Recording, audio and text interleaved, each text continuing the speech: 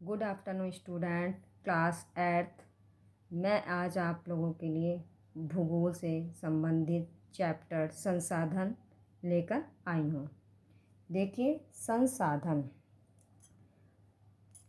पर्यावरण में उपलब्ध सभी वस्तुएं जिनमें मानवीय आवश्यकताओं की पूर्ति की क्षमता होती है संसाधन कहलाती है। देखिए, संसाधन के प्रकार है प्राकृतिक संसाधन, मानव निर्मित संसाधन और मानव संसाधन।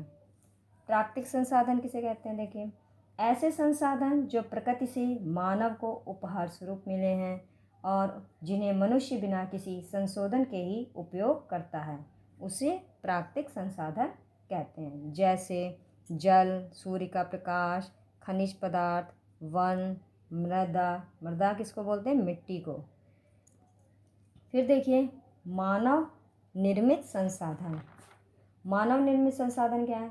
मानव संसाधन वह अवधारणा है जो जनसंख्या को अर्थव्यवस्था पर दायित्व से अधिक पर संपत्ति के रूप में देखती है।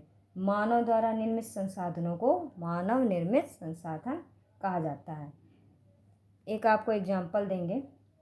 लौह खनिज उस समय तक संसाधन नहीं था जब तक कि लोगों ने उससे लोहा बनाना नहीं सीखा था।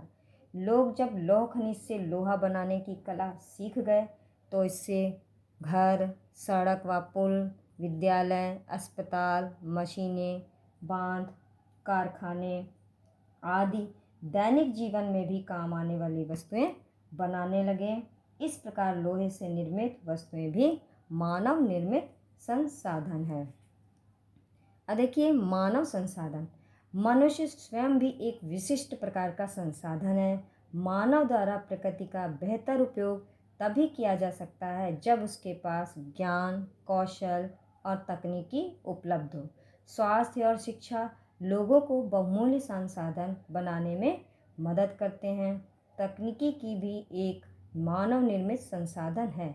इस कार्य में क्षेत्रीय सर्वेक्षण, मानचित्र बनाना और संसाधनों का गुणात्मक एवं मात्रात्मक अनुमान लगाना व मापन करना भी सम्मिलित है। फिर देखिए, सतत पोषणीय विकास।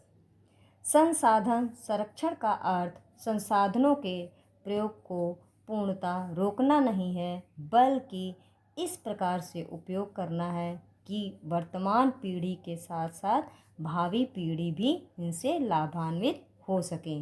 यानी वर्तमान पीढ़ी यानी इस समय की पीढ़ी के साथ साथ आने वाली पीढ़ी भी लाभ उठा सके। ऐसा विकास सतत पोषणीय विकास कहलाता है।